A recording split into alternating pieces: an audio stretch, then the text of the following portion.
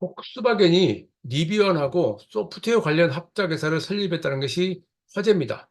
폭스바겐은 이미 카리아드라고 하는 소프트웨어 전문 자회사를 설립해서 많은 노력을 기울여 왔습니다. 근데 그 과정이 매끄럽지 못했습니다.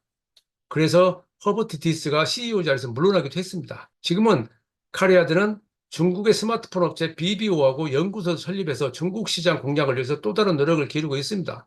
폭스바겐뿐만이 아니라 대부분의 전통적인 자동차 회사들은 2020년 완성을 목표로 EE 아키텍처, 전기 전자 플랫폼을 개발하고 있습니다. 여기서 우리가 주목해야 될 것이 지금 자동차에는 30개에서 100개 정도 ECU가 있는데 그 ECU를 통합하는 과정이 있다는 겁니다.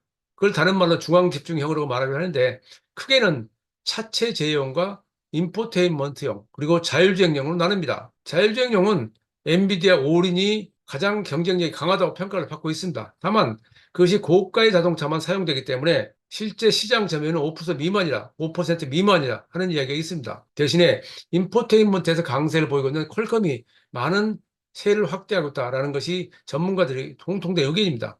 여기서 필요한 것은 연산 속도하고 전력 소모입니다. 자동차 안에서 사용하기 때문에 자동차에 많은 전력을 사용하게 되면은 배터리 전기차는 그렇게 큰 문제가 안 생길 수 있지만은 일반 자동 내연기관차에서는 적절하게 작동하지 않을 수 있습니다. 또 연산 속도는 우리가 스크린을 손으로 만졌을 경우에 빠른 속도로 대응해야 되는 거고 그런 것들이 모두가 이 연산 속도인데 이것도 많은 속도로 발전하고 있고 지금은 상상을 초월한 속도로 진도를 빼고 있습니다. 저는 처음으로 자동차 관련 OS에 관심을 갖게 된 것은 2013년에 3월 달에 제네바 오토쇼에 가서 애플 카플레이를 처음 만났을 때였습니다. 그리고 그해 6월 달에 구글이 안드로이드 오토를 내놓았습니다. 근데 10년 만에 지금은 전 세계 신차의 98%가 사용 가능합니다. 여러분도 이 아이폰을 쓰든 갤럭시 폰을 쓰든 모두가 자동차 안에서 이것을 무선으로 연결할 수 있는 때가 됐습니다. 아주 오래된 것 같은데 10년 정도밖에 되질 않았습니다. 그리고 그것이 지금은 더 발전해서 구글은 자동차 회사들의 OS를 장악하고 있습니다. 이제는 더 나아가서 소프트웨어 정밀 자동차 진화하고 있고 그것이 앞으로 어떻게 진행될지는 또 다른 문제입니다.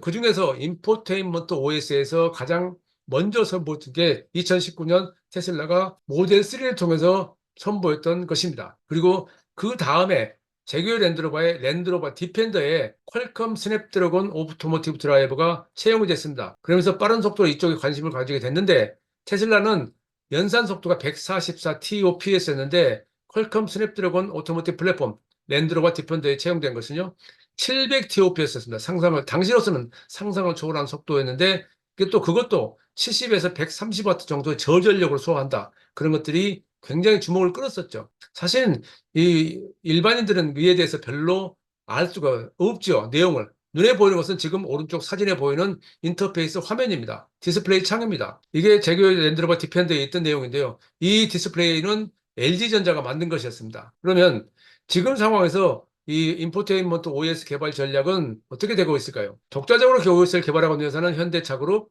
폭스바겐그룹, 메르세데스벤츠, 토요타 등입니다. 그리고 BMW와 르노 닛산, 혼다, 포드, 볼보, GM, 스텔란티스 등은 안드로이드 오토모티브 OS를 도입해서 사용하고 있습니다. 물론 자기식으로 개조를 하죠. 자기들 형태로 바꾸죠. 가장 최근에 선보였던 게 스텔란티스가 선보인 STLA 브레인이라고 하는데 스텔란티스는 세 가지로 이미 이제 지난달에 발표를 했죠. 자, 여기까지가 기술적인 내용이고요. 그렇다면 우리 눈에 보이는 건 어떻게 될까요? 지금 왼쪽에 있는 게 테슬라의 모델 S하고 모델 X 것입니다. 그러니까 여기는 이제 디스플레이 창이 두 개 있죠. 근데 오른쪽에 모델 3인데요. 모델 Y3는 디스플레이 창이 하나입니다. 그리고 지금 눈에 보이다시피 버튼이 없습니다. 지금 사진으로 보기는 힘들죠. 물론 차 안에서 앉아보면 비상 버튼 같은 몇 가지 있긴 합니다만은 실제 찾기도 힘들다 그것도. 그리고 아래쪽에 왼쪽에 메르세데스 벤츠가 EQS를 통해서 처음 선보였던 좌우 142cm의 하이퍼 스크린입니다. 이 스크린도 LG전자에 만든 건데요. 이런 것들을 통해서 자동차에서 사용자들이 인포테인먼트를 더 다양하게 즐길 수 있다라는 내용인데 이게 바로 유저 인터페이스의 발전입니다. 그게 이제 메르세데스 벤츠는 중간에 그 내연기관차를 거치면서 그래도 여전히 전통적인 자동차 사용자들은 자주 사용하는 버튼과 스위치가 필요하다고 그래서 약간씩 채용을 했다가 가장 최근에 선보인 오른쪽에 메르세데스 벤츠 CLE 쿠페하고 컨버터블 통합한 차죠. 이에서는 두 개로 디스플레이 창을 나눠서 하고 있는데 느낌은 BMW, 현대처럼 커브드 디스플레이이 아니고 분리해 놓은 것이 특징이죠. 그러면서도 여전히 몇 가지의 버튼이 있긴 하지만 기존에 비해서는 엄청나게 많이 들었죠. 왼쪽에 EQ에서는 그 센터 스택 가운데 몇 가지 기본적인 버튼이 있습니다. 다른 메이커들은 어떻게 바뀌었을까요? 여기 보다시피 BMW는 커브드 디스플레이 씁니다. 현대도 커브드 디스플레이 씁니다. 그런데 센터 스택 부분을 보면 버튼과 다이얼이 있습니다. 현대도 공조장치 부분에 다이얼이 별도로 분리되어 있습니다. 근데 이게 이 자동차 회사의 마인드의 차이인데요. 소비자들이 변하는 과정에서 급작스럽게 변화를 꺼려해서 그렇게 된다는 논리를 들고 있습니다. 아우디를 위쪽에 오른쪽에 아우디는 여전히 다양한 스크린을 디스플레이 창을 가지고 있지만은 마찬가지로 아날로그 감각이 들어가 있습니다. 아우디 A8인데요. 그리고 토요타 크라운도 작년에 국내에 들어온 토요타 크라운도 마찬가지로 커브드 디스플레이를 쓰고 있지만 기존에 사용했던 다이얼과 버튼이 몇 가지가 사용되고 있습니다. 지금 그런 과도기적인 과정입니다. 그러니까 세상이 그렇게 한꺼번에 모두가 빠른 속도로 바뀌지는 않는다는 겁니다. 그리고 이것은 같이 지난주에 시승한 포르쉐의 3세대 파나메라입니다. 포르쉐는 타이칸 때도 그랬지만은 디스플레이 창을 3개를 쓰면서도 마찬가지로 이런 형태의 레이아웃을 취합니다. 그러니까 BMW, 현대처럼 커브드 디스플레이이 아니라 자기들만의 레이아웃을 가지고 사용자들에게 고급성을 어필하고자 하는 것이죠. 이번에 이 디스플레이에서 가장 인상적이었던 것은 오른쪽에 동승성용 디스플레이 창이 운전석에서 전혀 보이지 않는다는 겁니다. 많은 자동차 회사들이 이 오른쪽에 디스플레이를 설치할 때는 유튜브 등 게임 등 그런 것들을 할 수 있게 만듭니다. 근데 이쪽에서 동승자가 유튜브를 보더라도 운전자가 볼 수 없게 만든다는 것은 안전에서 굉장히 중요합니다. 과연 이제 그런 것들을 얼마나 앞으로 사용자들이 인식을 하고 바뀌어 나갈지는 모르겠습니다만은 지금 자동차에서는 제가 보기에는 다양한 시도, 다양한 자기들만의 방식을 가지고 소비자를 어필하는 방식을 쓰고 있습니다. 물론 포르쉐는 고가 모델이기 때문에 이런 다양한 시도를 할 수 있겠지만은 양산차 회사들은 이보다는 비용 절감이 우선이고 규모의 경제가 우선입니다. 앞으로 어떻게 될지는 상당히 주목을 끄는 대목이고 소비자들이 과연 어떻게 반응할지도 두고 봐야 될 일입니다.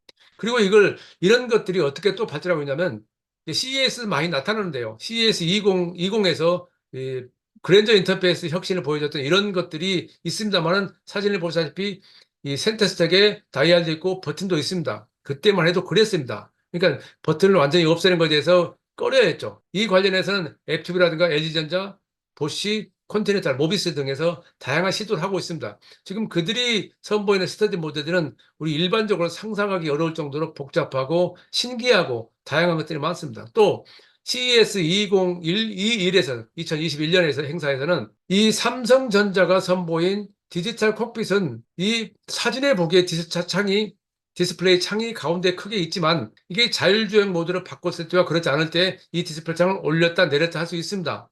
상황에 따라서 필요에 따라서 바뀐다는 것이죠.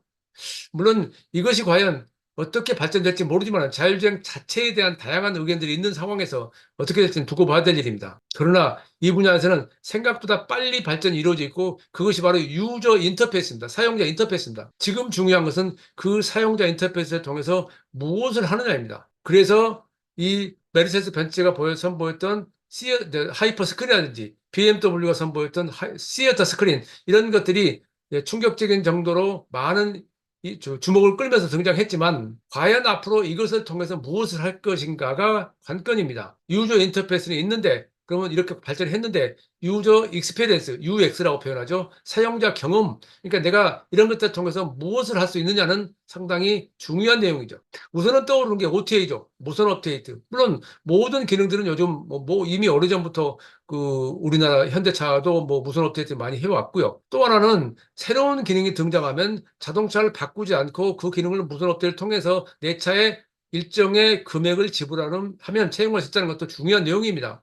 더불어서 그런 것을 통해서 할 수 있다고 하지만 사실은 지금 사용자들은 대부분 스마트폰을 통해서 거의 모든 것들을 경험했기 때문에 과연 자동차에서 그것이 구현이 됐을 때 놀라울 것이냐, 새로운 것을 받아들일 것이냐 하는 것은 앞으로 연구해야 될 대목입니다. 그럼에도 불구하고 최근 들어서 다양한 형태의 업데이트가 많이 이루어지고 있고 그 업데이트를 할 때마다 새로운 수익이 창출됩니다. 자, 이렇게 되면은 미래의 자동차를 새로 바꾸지 않고도 기능 업데이트를 통해서만 계속 사용할 것인가? 아니면 사용자들은 그래도 어쨌든 이건 노화됐다. 새로운 것이 아니다. 시각적으로 새로운 것이 없다 해서 또 다른 차를 원할 것이냐. 이것은 또 다른 문제입니다. 이것이 지금 자동차 회사들이 안고 있는 문제이기도 하고 그것을 SDV라는 소프트웨어 정의 자동차라고 하는 그런 쪽으로 이 제목을 걸고 다양한 노력들을 하고 있습니다. 이것이 어떻게 발전될지는 인공지능이 좌우한다는 게 오늘날 많은 전문가들의 얘기입니다. 인공지능은 무섭습니다.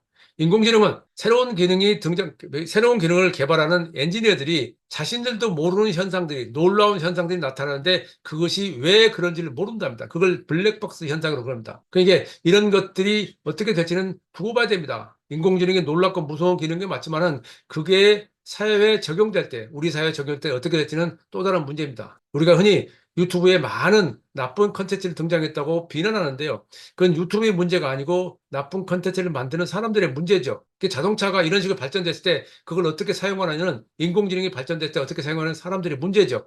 그것을 간단하게 이렇게 될 것이다, 저렇게 될 것이다 라고 단언할 수, 예측할 수, 예언할 수는 없습니다. 그건 우리가 같이 만들어 나가야 하는 문제입니다. 오늘 내용은 여기서 마치겠습니다.